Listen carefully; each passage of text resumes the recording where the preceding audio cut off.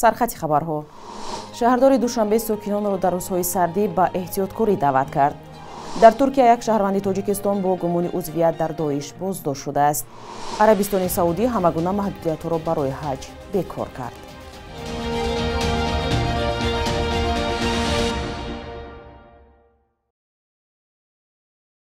سلام بیننده های گرامی، با امیدی صحتمندی شما نویدی بامدادی رو از دوشنبه تقدیمتان میکنیم. امروز چهارشنبه 11 ینور است. شهرداری دوشنبه از ساکنان پایتخت خواسته است در روزهای سرد زمستان، یعنی از 10 تا 14 ینور بدون ضرورت به سفر نبرایند، از گشت و گذار بی مورد خودداری نمایند، نقلیات شخصی خود را استفاده نبرده از نقلیات مسافرکشی جمعیتی استفاده برند. سامانه شهرداری با نشر این اطلاع گفته است در حالت رعایت کردن قاعده‌های بی‌خطری خود و نزدیکانتان را از خوف و خطر امین نگاه خواهید داشت. این در حالی است که در گذشته برفباری شدید روای ساکنان را در پایتخت مشکل می‌کرد و آنها ساعت‌ها راه مسافربرها را انتظار می‌شدند. برف و سردی هوا به روز راست آمد که تعطیل 10 روزه زمستانه مکتب بچگان به پایان رسید و آنها میبایست روز 11 ینور به مکتب‌ها برمیگشتند، ولی با نظرداشت وضع وزارت معارف و علم تاجیکستان تمام مکتب‌ها و کودکستان‌ها را تا 16 ینور تعطیل اعلان کرد. یادآور می‌شویم که از دیروز در سراسر تاجیکستان باریدن برف ادامه دارد. کمیته حالت‌های فوق‌العاده تاجیکستان از ساکنان خواسته است که اگر بسیار ضرور نباشند از حرکت طریق راه‌های کوهستان خودداری نمایند. پلیس ترکیه یک شهروند ازبکستان و یک تاجیکستانی را با گمان آمادگی به حمله تروریستی در شب سال نو در شهر استانبول آن کشور دستگیر کرده است. نشر صبح با استناد به مقامات قدرتی ترکیه اطلاع داده است که گمانبران گویا عضو گروه تروریستی دولت اسلامی و یا خود داعش میباشند. شهروندان ازبکستان و تاجیکستان که به تشکیل حمله تروریستی گمانبر میشوند شب 31 دکبر سال گذشته در نتیجه یک عملیات ویژه در ناحیه باشک شهر استانبول بازداشت شدند. روند استرداد شهروند ازبکستان به وطنش که متخصص آماده کردن مواد ترکنده است آغاز شده است. طبق اطلاع مقامات اکتشافی ترکیه، گمانبران با دستور داعش می‌خواستند در استانبول یک حمله تروریستی مانند به سال 2017 انجام دهند. عربستان سعودی همگونه محدودیت‌های دوره پاندمی از جمله محدودیت 39 ساله برای ادای حج را بیکار کرد. در این باره توفیق الربیع وزیر کار با حج و عمره شوهگری خبر داده است. مقامات عربستان سعودی طی 3 سال اخیر به دلیل پنه‌شوی بیماری کووید 19 تعداد زائرین را به حج محدود کرده بودند. از جمله شخصانی از 65 ساله بالا نمی‌توانستند به عربستان سعودی سفر کنند. سال گذشته برای زائرین تاجیک 3562 کواتا جدا شد. تا زمانی پاندمی کرونا ویروس سالانه از تاجیکستان بیش از 6000 نفر برای ادای حج به سعودی می رفتند. در همین حال کمیته دین در تاجیکستان خبر داده است که رهبریت این نهاد با یک سفر کاری به عربستان سعودی رفته و قرار است مسئله زیاد کردن کوتاهای تاجیکستان در مراسم حج را نیز مطرح کند. حج یکی از 5 رکن اسلام است و مسلمانان تلاش می کنند با دست دادن امکان این فریضه دینی را به انجام رسانند. 93% مساحت تاجیکستان کوهستان است. از این رو مسئله تامین ساکنان با منزل زیست از مشکل رقم اول دانسته می شود. نرخ خانه نیز در گوشه های کشور گران است و کارشناسان میگویند اگر آن را با درآمد اهالی مقایسه کنیم فرق بین زمین و آسمان خواهد بود. همکارمان امیر ایسوف در یک صحبت از ساکنان شهر دوشنبه پرسیده است که آیا شما منزل زیست دارید؟ سر کار نگرفتم به این. برای که منزل داریم و خدر سر کار نداریم. منزل در رودکی است؟ منزل در رودکی است. برای که خیلی پولم که نداریم که فکری شکل نمی‌تونیم. ما چنین همون زندگیمون هست. شگر. توی خانه شدن مشکل است؟ قریب صاحب خانه شدن البته مشکل اینه که روی هست که مثال با طریق کار کردن، من مثال مهنت کردن، با همه طریق ها ممکنه همه را مثال وای کنیده دسترس کنی. خیلی مبانه من پنسیه میگیرم، پسرشم کار میکند، زنم پنسیه میگیرد و هم کار میکند، درس میتید پیر انستیتوت با اکام اینوالید و هم پنسیه میگیرد، برای خیلی میرسد.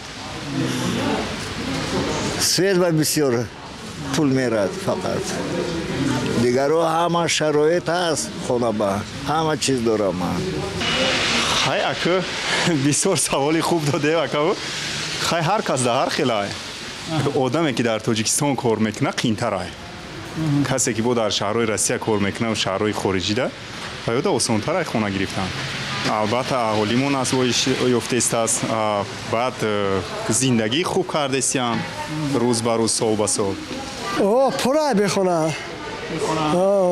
Оно чикор мекунанд? Хамин Иҷора мешавад? иҷора мешаванд, квартира мегиранд, студентҳо ҳастанд ки ҳамаш хона надоранд ки иҷоранишина намешавад.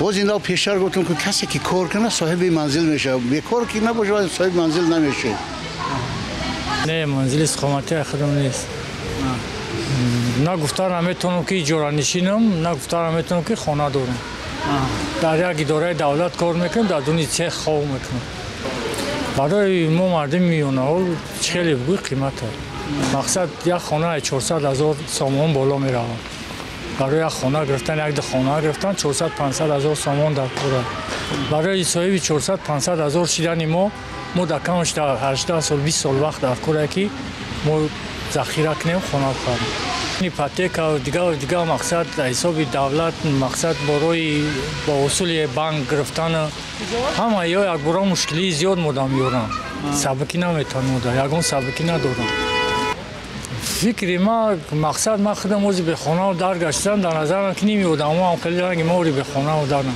نمی زیاد ممکن به خانه در باشم сар аз 1 январ нархи моҳонаи нигоҳубини кӯдакон дар боғчаҳои давлатӣ боло рафт. Ҳамакнун волидон барои як кӯдак ба ҷои 128 сомони пешина 136 сомонӣ пардохт хоҳанд кард.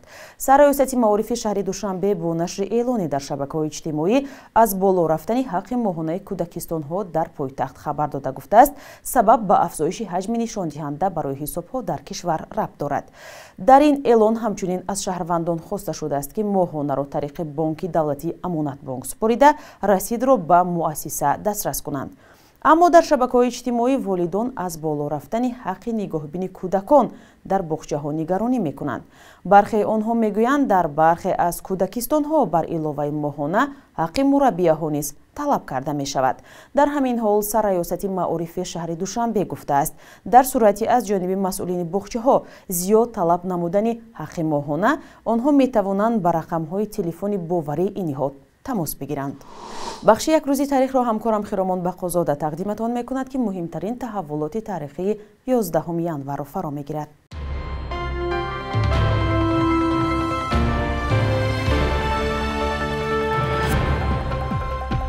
11 январи соли 2017 Кумитаи дини Тоҷикистон эълон кард ки аз ин ба баъд масъулияти бастани никоҳи арӯсӣ танҳо ба дӯши имом хатибон аст. Мақомот гуфтанд ҳадаф аз ин тағйирот риоя шудани қонун ва ҳуқуқи шаҳрвандон ба виҷа занон аст ки гоҳо бо сабабҳои мухталифи маишӣ розӣ мешаванд ки ҳамсари дуюм ё сеюм шаванд. Нашрияи расмии ҷумҳурият 11 январи соли 2018 иддао кард ки дар Тоҷикистон 80 шахси синнашон аз 100 сола боло зиндагӣ мекунанд. Аз миёни онҳо 50 нафарашон зану 30 нафарашон мард буданд. бархе ҷомеашиносон мегӯянд агар то ҷое ин омор дуруст бошад, аз сӯи дигар метавонад хатое бошад ки ҳангоми таҳияи санадҳо дар даврони шӯравӣ роҳ ёфтааст. дар иттиҳоди шӯравӣ додани шиносномаҳо танҳо аз соли 1932 шурӯъ шуд ва бархе нафарон сину соли худро тахминӣ сабт мекарданд. рӯзе дар Тоҷикистон 40 зан бо зӯровариву хушунат рӯбарӯ мешавад. чунин буд хулосаи мақомоти беҳдошт ки дар як изҳороте 11 январи соли 2015 гуфтанд соли 2014 15,000 ҳолати ташхиси озори зӯроварии хонаводагиро дар марказҳои ташхиси тиббию додгоҳии Тоҷикистон сабт карданд, вале шумори занҳое ки санади ташхис дар даст ба додгоҳ рафтаанд ангушшумор мемонад. қурби рубли русӣ дар баробари асъори сомонӣ аз нав боло рафт. агар то 2 рӯзи пеш 1000 рубли русӣ 140 сомонӣ мубодила мешуд, имрӯз Бонки Миллии Тоҷикистон қурби 1000 рубли русиро 146 сомонӣ таъин кардааст. масъулини Бонки Миллии Тоҷикистон шарҳ надоданд ки қурби рубли русӣ дар баробари пули миллӣ чаро то 6 сомонӣ боло рафт. мавзӯи пасту баланд шудани қурби рубл барои бештари оилаҳо дар тоҷикистон муҳим аст. наздиконашон аз русия рубл мефиристанд ва бонкҳои тоҷикистон ба онҳо сомонӣ медиҳанд. наздикони муҳоҷирон аз боло рафтани қурби рубл хушҳол мешаванд.